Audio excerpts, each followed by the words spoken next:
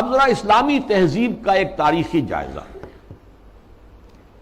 شرم و حیا، عفت و عصمت اور ستر و حجاب کے احکام پر مبنی اسلامی تہذیب، اس کا ایک تاریخی جائزہ.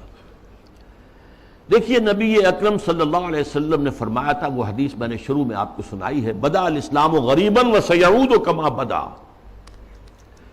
اسلام کا آغاز جب ہوا ہے تو وہ بہت اجنبی سا تھا، نامانوس، لوگ سمجھتے نہیں تھے یہ کیا نئی باتیں ہیں. پھر اس کے بعد اسلام کے غلبے کا دور آ گیا. جب غالب ہو جائے تو سبھی دوست بن جاتے ہیں، جو بھی طاقتور ہے اس کو تو سبھی دوست ہیں، لہذا بہت سب لوگ جو ہیں اس کا علم لے کر کھڑے ہو گئے.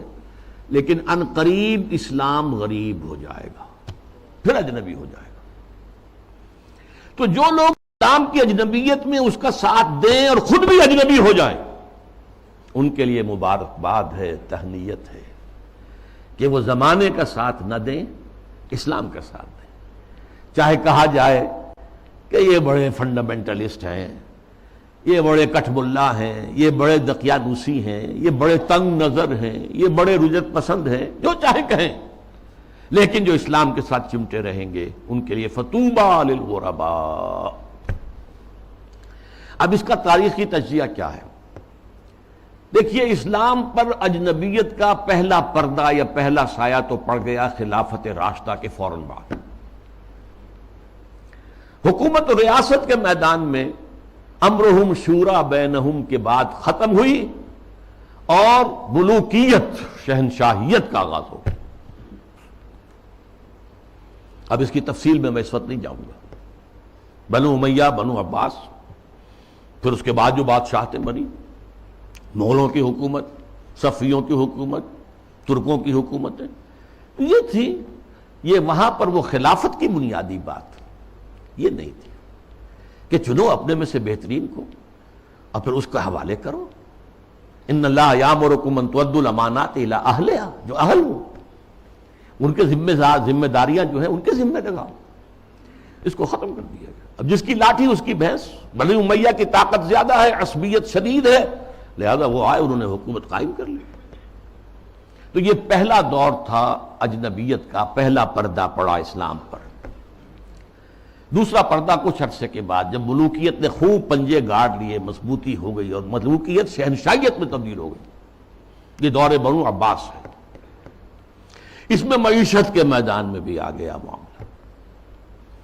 ایک طرف جاگیرداری جو ملوکیت کی بنیاد ہوتی ہے، ہر جگہ مشرق و مغرب میں شہنشاہیت اور بادشاہیت میں آپ کو جاگیرداری ملے گی. جاگیردار ہوتے 30,000 منصبدار، 20,000 منصبدار، ان پر حکومت قائم ہوتی اور ان کے لیے ضروری ہے مزارعت. آپ نے بہت بڑی جاگیر دے دی ہے، لیکن کیا وہ شخص خود کاشت کر لے گا؟ وہ تو کسی کو بٹائی پر کاشت کے لیے دے گا نا. یہ زمین کا سود ہے جو سب سے پہلے اسلام میں داخل ہوا، جس کو حرام مطلق قرار دیتے ہیں امام ابو حنیفہ بھی رحمۃ اللہ علیہ، جو اصحاب الرائے کے سر خیل ہیں، امام ہیں، اور امام مالک بھی رحمۃ اللہ علیہ جو اصحاب الحدیث کے سر خیل ہیں اور سب سے بڑے ان کے نمایاں ہیں. لیکن یہ شام اور پھر بیع مؤجل، بیع مرابحہ کے عنوان سے نقد کے معاملے میں بھی جو ہے، کرنسی کے معاملے میں بھی وہ ایک سود کی ہلکی سی شکل داخل ہے. یہ دوسرا دجالیت کا دور پوری دنیا میں بھی آیا.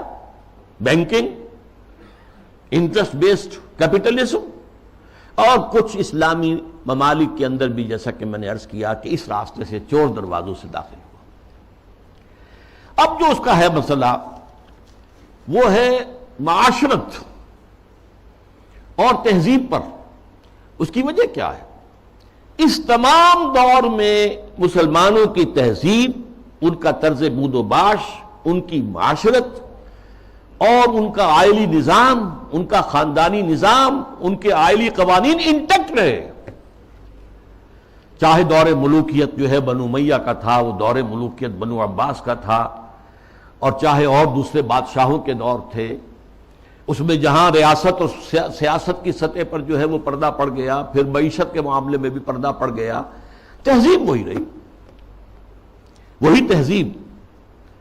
وہی مشرق سے مغرب تک مسلمانوں کی معاشرت، آئلی قوانین سب وہی رہے، جو کہ تو رہے۔ مسلم کلچر وجود میں آیا ہے، چنانچہ مسلم آرکیٹیکچر وجود میں آیا۔ یہ مورش آرکیٹیکچر جو ہے دنیا میں مشہور ہوا، اسپین کے اندر خاص طور پر مکان بنانے کا ایک خاص انداز، زنان خانہ علیحدہ ہے، مردانہ علیحدہ ہے، پہلے مردانہ ہے، پھر اس کے بعد ڈیوری آئے گی اور زنانہ جو ہے وہ حصہ شروع ہوگا۔ باہر سے جو آئے گا وہ یہاں بیٹھے گا، مردانے میں قیام کرے گا۔ زنان خانے کے اندر جو ہے وہ تو صرف محرم جائیں گے اور کوئی نہیں جا سکتا۔ اس تہذیب کی بنیاد وہ جو اسلامی تہذیب تھی اس پر، اسی پر آرٹ مسلمانوں کا قائم ہوا۔ خطاطی دنیا میں بہت بڑا آرٹ بن گیا، بہت بڑا آرٹ، ہاتھ سے منہ قلم سے جو آرٹ پیدا کیا وہ خطاطی کی شکل میں آیا، یا عام بظاہر فطرت کی نقاشی۔ تو یہ ہے جو میری بات ہے وہ سمجھ لیجئے کہ تہذیب میں فرق نہیں آیا، آئلی نظام میں فرق نہیں آیا، معاشرتی اقدار میں فرق نہیں آیا، چاہے سیاسی اور معاشی اعتبار سے دجالیت جو ہے مختلف ادوار سے گزر کر آ گئی۔ اب ظاہر بات ہے کہ دجالیت کا آخری حملہ جو ہے وہ اس تہذیب پر ہے۔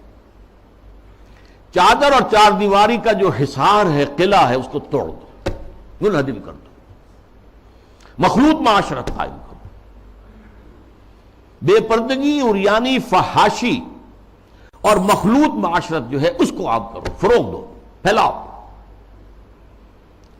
آزاد شہوت رانی اس کو فروغ دو، جس کے نتیجے میں شادی کا مقدس جو ایک بندھن ہے اس کی حیثیت ختم ہو جائے۔ جیسا کہ آپ کو معلوم ہے ویسٹ میں اب یہ شادی بیاہ جو ہے وہ تقریباً یعنی یوں سمجھیے کہ مفقود ہونے والی بات ہے۔ وی آر لیونگ ٹوگیدر، مرد اور عورت ساتھ ہم رہ رہے ہیں لیکن ہم شادی شدہ نہیں ہیں، وی آر ناٹ میریڈ، اولاد ہو رہی ہے۔ بش نے کئی دفعہ واعظ کہا ہے شادی کرو شادی کرو شادی کرو، کیوں کہہ رہا ہے؟ اس لیے کہ وہاں تو شادی کوئی کرتا ہی نہیں۔ آئلی قوانین ایسے غیر فطری ہیں کہ کوئی مرد اس کو گوارا نہیں کرتا کہ وہ شادی کے بندھن میں بندھے اور قانونی طور پر اتنی زد میں آ جائے ان قوانین کے۔ وی آر لیونگ ٹوگیدر، بات ہو گیا، علیحدہ ہو گیا، سیپریٹ ہو گئے، تو اس سے کوئی کسی کو قانونی ذمہ داری نہیں ہے مرد کے اوپر۔ خاندانی نظام کی بے کنی، یہ ہے جو آخری حملہ ہے دجال کا، اور یہ حملہ جیسا کہ میں آپ سے کہتا ہوں کہ دنیا میں کہہ چکا ہوں، دنیا کے بہت بڑے حصے میں تو پورے طور پر آ چکا ہے۔ ابھی عالم اسلام میں یہ اتنا فروغ نہیں پا سکا ہے، ابھی کچھ نہ کچھ خاندانی قدریں موجود ہیں، کچھ بزرگوں کا احترام ہے، شادی کا بندھن کی اس کی کوئی اہمیت ہے، اس کا ایک تقدس ہے، شرم و حیا کی کوئی قدر و قیمت ہے، عصمت و عفت کا کوئی تصور ہے، وہ بھی کوئی اعلیٰ قدر ہے۔ ستر اور حجاب کے کچھ نہ کچھ، بہرحال اگرچہ بہت بڑے پیمانے پر وہ فتنہ ہمارے ہاں بھی آ رہا ہے لیکن ابھی کچھ نہ کچھ بقایا ہے، اور یہ سب عالمی سطح پر ہو رہا ہے۔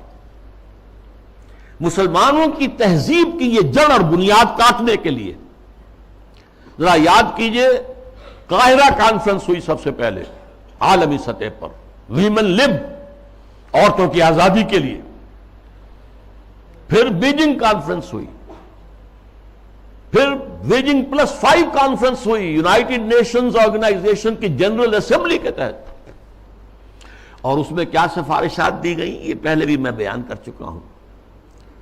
نمبر 1، ہومو سیکسولیٹی کو کوئی عیب نہ سمجھا جائے، یہ بھی انسان کا ایک طبعی تقاضا ہے، مرد مرد سے، عورت عورت سے شہوت رانی کرے، یہاں تک کہ مرد اور مرد کی شادی اور عورت کی شادی، ایک مرد جو ہے وہ شوہر ہے، دوسرا مرد بیوی ہے، ایک عورت شوہر کے درجے میں ہے، دوسری عورت بیوی کے درجے میں۔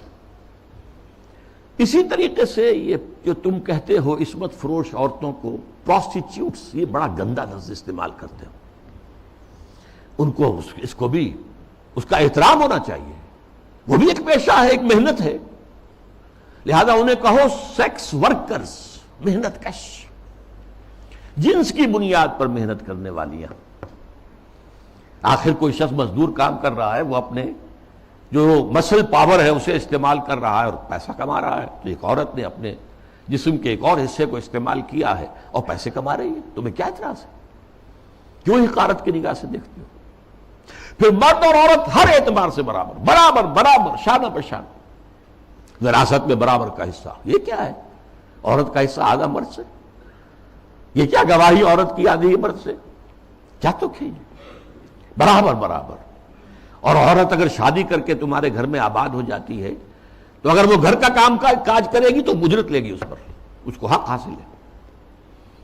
اور اسی طریقے سے اگر وہ پریگننسی کی مصیبت جھیلتی ہے اور چائلڈ برتھ کی تکلیف اس پر بھی اجرت طلب کر سکتی ہے شوہر سے. اور نمبر 3، اگر ہم بستری کے لیے مرد جو ہے اصرار کرے جبکہ عورت انکار کر رہی ہو تو اس کو بھی ریپ کہا جائے گا، زنا بالجبر کہا جائے گا، میریٹل ریپ. یہ شادی کے اندر بھی ریپ کا تصور ہے. یہ ہیں وہ چیزیں جو آج عالمی سطح پر بے پردگی، فحاشی، یہ تو یوں سمجھیے کہ اب بڑی پیچھے رہ گئی باتیں. جو میں نے باتیں آپ کو بتائی ہیں یہ یونائٹڈ نیشنز کی جنرل اسمبلی کی سفارشات میں شامل.